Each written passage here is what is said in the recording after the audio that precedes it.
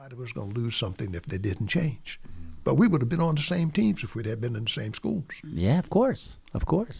And that tends to break it all up when you have to be on the same team. It sure does. Just like I was telling someone earlier that when I was in 10th grade, John Lunn, Reverend Lunn, he was a teacher at Alton High School, and he encouraged me to take Black History class in 10th grade, and I was the only white person in the class. Yes. And you have to work together. Yes. And even though I was the son of a civil rights leader, I was uncomfortable.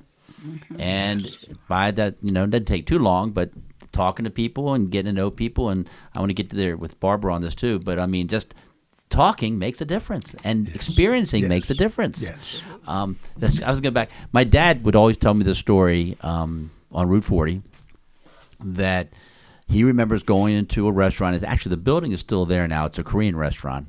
Certainly not the same owners, but a long, long time ago, back in the early 60s, that he went in there with some other African Americans, and they wouldn't serve. And I guess, I don't know what the policy was, but he told me that they would go then to a court and get an order, and they would come back with the order that says, the court says you must serve. That would happen, That right? is true. Okay. As a matter of fact, in the very beginning days, in order to get us off the property, the way it was in the areas I was in at Maryland, in order to get us off the property or to get us arrested, they had to read the Trespass Act to each one of us 3 times. Wow. That's how it started out of Morgan. While I was at Morgan, that's the way we did it. Yeah. And at the end of the 3rd reading, somebody that was outside would just walk in and sit down. The person was there and get up and leave.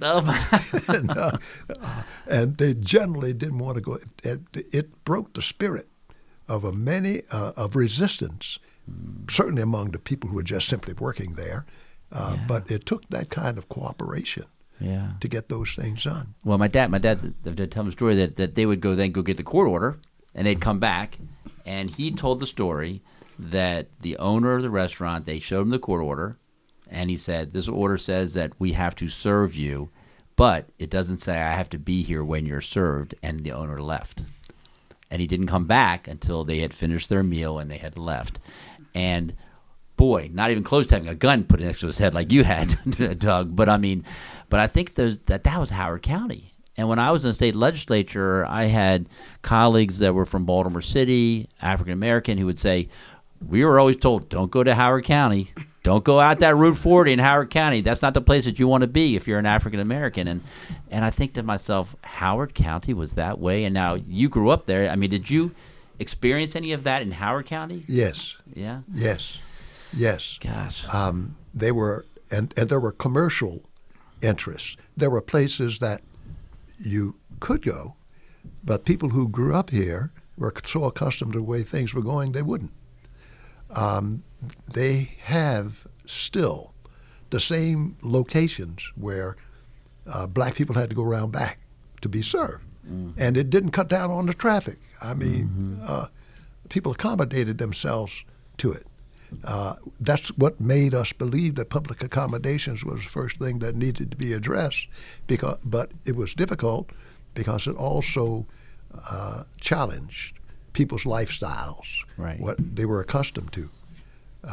But it was a difficult situation, and there were places that you could not go that were, of course, publicly proclaimed to be open to everybody. And the areas surrounding Baltimore, even Baltimore County, before you get to Howard County, the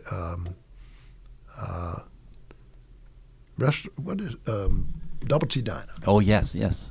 Tommy Doxanos owned a Double T Diner. Man, we had trouble with him. Really? Yes, I understand the Doxanos family sold it, but we spent a lot of time and got arrested rather freely at that Double T Diner and transported. There was no major highway over to Towson then, but transported over to Towson to be put in jail.